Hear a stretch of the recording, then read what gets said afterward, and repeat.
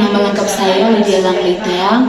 Saya dari program studi pendidikan IPA semester 5. Di sini saya akan menjelaskan proposal dengan judul pengembangan lebar kerja peserta didik atau LKPD berbasis keterampilan proses sains pada materi gerak kelas 7 SMP Citra Bakti. Baik, yang pertama-tama di sini saya akan menjelaskan dari latar belakang penelitian rumusan masalah yang akan diteliti. Pendidikan merupakan salah satu pilar penting dalam pembangunan bangsa. Salah satu tujuan utama pendidikan adalah mengembangkan keterampilan kognitif, efektif, dan psikomotorik peserta didik. Dalam konteks pendidikan sains, keterampilan proses sains menjadi aspek penting yang harus dikuasai oleh peserta didik. Keterampilan ini mencakup kemampuan untuk mengamati, mengklasifikasikan, mengukur, menafsirkan data, dan merumuskan hipotesis yang sangat esensial dalam memahami dan menerapkan konsep-konsep sains. Lembar kerja peserta didik atau LKPD merupakan salah satu media pembelajaran yang dapat digunakan untuk mencapai tujuan tersebut. LKPD yang dirancang dengan baik dapat membantu peserta didik dalam mengembangkan KPS melalui kegiatan-kegiatan yang terstruktur dan terarah. Namun LKPD yang saat ini digunakan di SMP Citra Bakti masih kurang optimal dalam mengembangkan KPS, khususnya pada materi gerak yang merupakan salah satu materi penting dalam kurikulum sains kelas 7. Materi gerak sangat relevan karena merupakan dasar bagi pemahaman konsep fisika yang lebih kompleks. Pemahaman yang baik tentang konsep gerak tidak hanya penting untuk pembelajaran sains di jenjang pendidikan selanjutnya, tetapi juga untuk kehidupan sehari-hari. Oleh karena itu, diperlukan pengembangan LKPD yang berbasis KPS untuk materi gerak agar peserta didik dapat memahami konsep tersebut dengan lebih baik dan mampu menerapkannya dalam konteks yang lebih luas. Penelitian ini bertujuan untuk mengembangkan LKPD yang efektif dalam meningkatkan keterampilan proses sains peserta didik sehingga dapat membantu mereka memahami konsep gerak dengan lebih baik dan menerapkannya dalam kehidupan sehari-hari. Yang berikutnya ada rumusan masalah. Rumusan masalah di sini yaitu bagaimana mendesain pengembangan LKPD berbasis keterampilan proses sains pada materi gerak kelas 7 SMP Citra Bakti. Yang kedua, bagaimana tingkat kelayakan penggunaan pengembangan LKPD berbasis keterampilan proses sains pada materi gerak kelas 7 SMP Citra Bakti.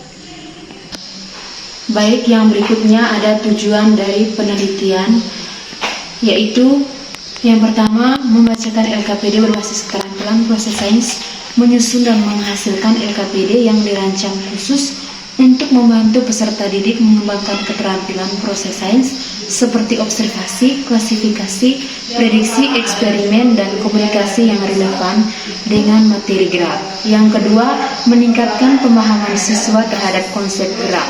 Yang ketiga, meningkatkan keterampilan proses sains. Yang berikutnya ada metode. Metode penelitian yang dapat digunakan untuk judul proposal pengembangan LKPD berbasis keterampilan proses sains pada siswa kelas 7 yaitu adalah penelitian dan pengembangan.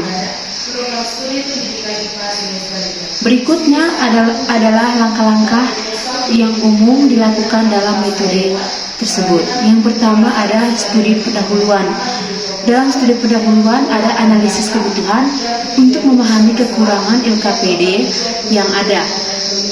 Kedua, ada kajian literatur untuk mengetahui teori-teori terkait keterampilan proses sains dan metode pengajaran yang efektif pada tema gerak. Yang berikutnya ada perancangan produk. Merancang draft awal LKPD berbasis keterampilan proses sains. Yang kedua, melibatkan ahli materi dan metode pengajaran untuk validasi isi dan format LKPD. Yang berikutnya ada validasi ahli, mengundang beberapa pakar pendidikan sains dan praktisi untuk mengevaluasi rancangan LKPD. Yang berikut melakukan revisi berdasarkan masukan dari para ahli. Yang keempat ada uji coba dan produk. Uji coba produk. Uji coba terbatas pada sekelompok kecil siswa kelas 7 di SMP Citra Bakti.